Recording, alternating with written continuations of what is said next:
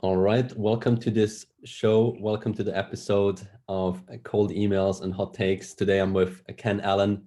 He's the founder of AutoOp.io, a B2B growth agency.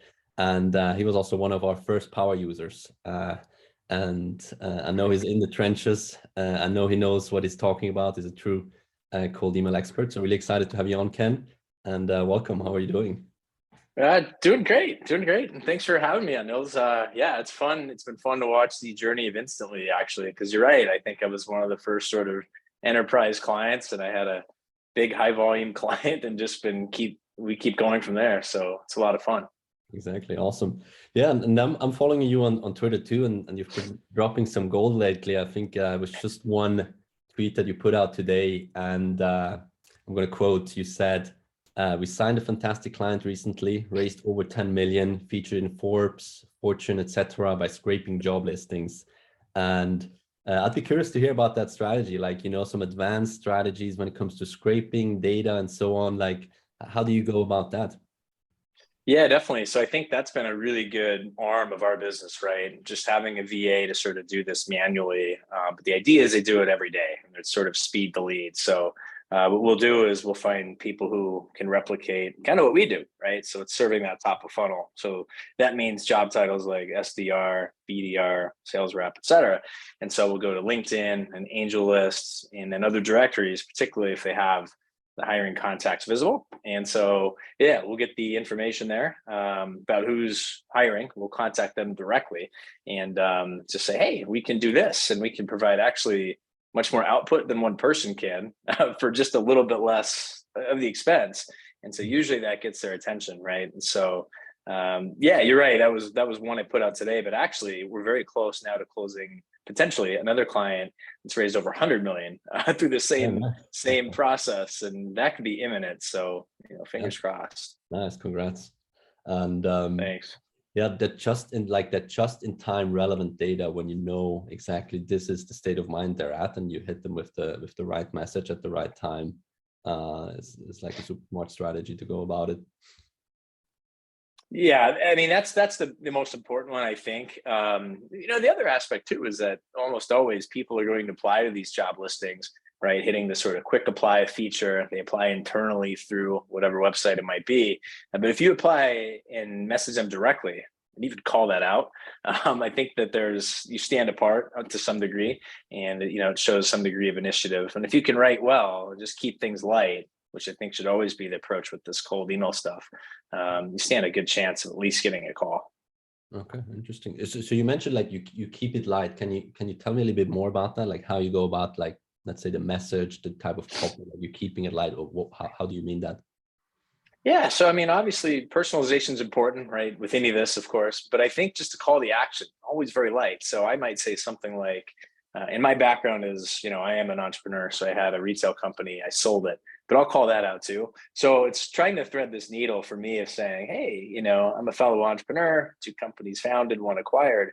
But if you just like to chat, even just that, just let me know. So keeping it open to even just chatting. And sometimes though, people want to just chat, but it's okay. It's worth it. And it's usually, it's fun to always be meeting people, but just the idea that you don't want to hammer somebody, out of the gate with a Calendly link or something like that, where it's just so aggressive. I think just keeping it just very light has always served me well. So.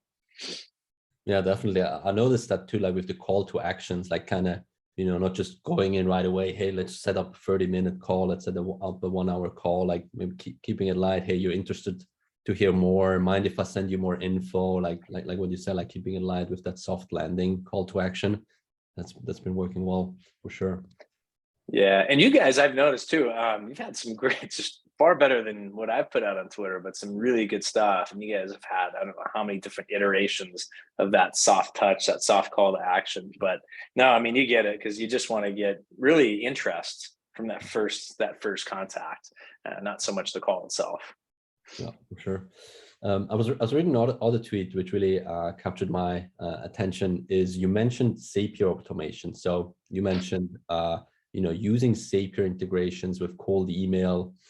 Which I would put like more like in the advanced, advanced level of cold emailing, maybe like intermediate advanced, what are just some of your favorite like hacks or automations with Zapier in conjunction with cold email that you like to have set up? Yeah, so if anybody has a newsletter list, which is, by definition, really kind of opt-in, what we'll do with certain clients that are game to go a little bit gray hat, to be a little bit aggressive. Anytime somebody comes back and they have some degree of interest, almost treat it like a de facto opt-in. We'll run a zap whereby if, we can just put, if they're using Gmail, we'll put a label onto it that might be MailChimp, for example, right? And then it'll just add that person to the subscriber list. So if they're pumping a ton of volume, which some of my clients are, just by getting reasonably decent replies over the course of months, it allows them to build up a nice, mail list as well. And so then the approach can be from their side, and I'll do this too for my own sort of internal purposes. But after you have a call, then they can get a remailer or some specific targeting, right? And that's effective. But just being able to have that data and have those extra contacts, and then without having to do it for much work, right? Zapier's great. So that's one that I like a lot. Okay, great. Yeah, that's something I should definitely start implementing. Like any reply, anything interested, or like they're looking for more info, like pushing them into the newsletter or email marketing. That's a good tip there. Mm-hmm. Great. I'm curious, how did you learn about cold emailing? Like, how did you get to that level where with AutoUp, I'm assuming like you're sending a ton of volume. What was your process to get there from like just starting out to sending really high volumes? Yeah, so it's funny because my background, right? I was in retail, right? I had a convenience store way back when I started it. I had it at age 25. I sold it back in 17, right? And I took a sabbatical, didn't really do anything, right? Took a year just to travel, went to places that you can't quite go now, like China, Russia, and got back in though. I worked, of course, I was a director of biz dev, this company called SourcePad. What we did there was SourcePad made websites and mobile apps, typically for startups, some SMBs, but I know I was tasked by our CEO, Joe Chin, who's a brilliant guy, right? Serial entrepreneur, raised over 30 million. He's had 3 exits. He's also an Ivy League educated rocket scientist, so he's smarter than me. But he said, the way that we're going to get SourcePad really, really scaled is through cold email. And this is about, I think, late 2018, if I remember right. It's funny, but given my background, I was sort of skeptical. I thought cold email doesn't work, and it definitely doesn't work and wouldn't work in that space where it's just so saturated. Everyone wants to build a website or build an app. And, the long story short was that he was right. I was wrong. Because it did work. We did hundreds of thousands a year in revenue just from cold email. And actually within the past year, SourcePad was acquired. So nice. That's something I was doing, kind of quietly, right? Just for years though, just iterating and tweaking and finding, just better ways to do it.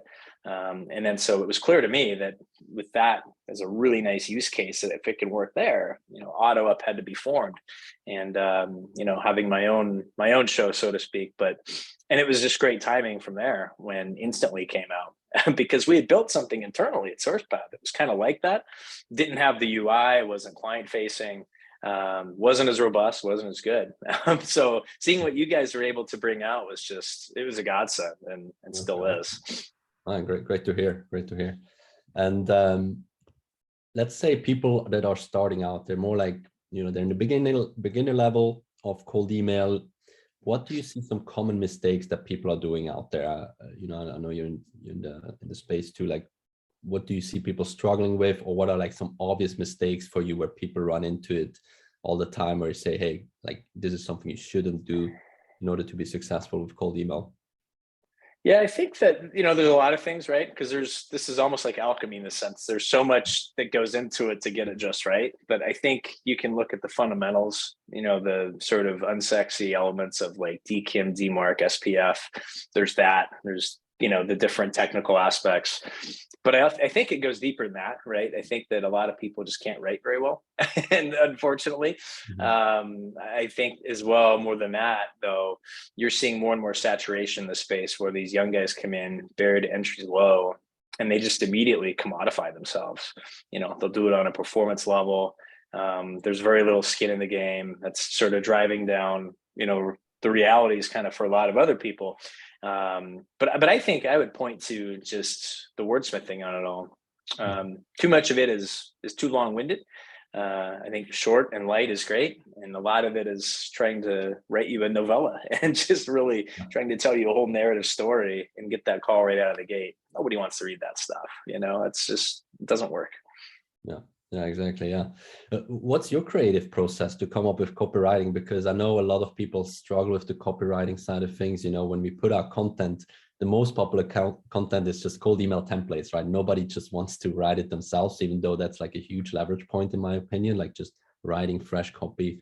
I mean, obviously you can use some pointers, some templates, you can see what's out there, but like really, if you come up with your own banger, with your own like sequence, something that no one else is using, that's when people are gonna really pull in those positive replies. So kind of what's your creative process to write those sequences that turn out to be successful? Yeah, so it's inherently collaborative, right? We'll tell our clients that we don't just ask them to join us for weekly calls, we actually require it. And so before we even get there, though, we do have an onboarding form that asks them really to think deeply about their offer.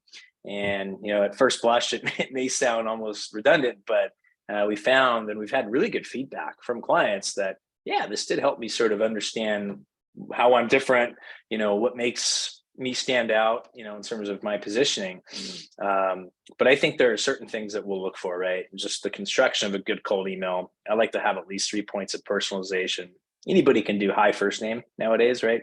But I think that having that first line, which doesn't need to be too detailed, can just be an introductory hook about, hey, I'm reaching out. The second line, I like it to be an offer.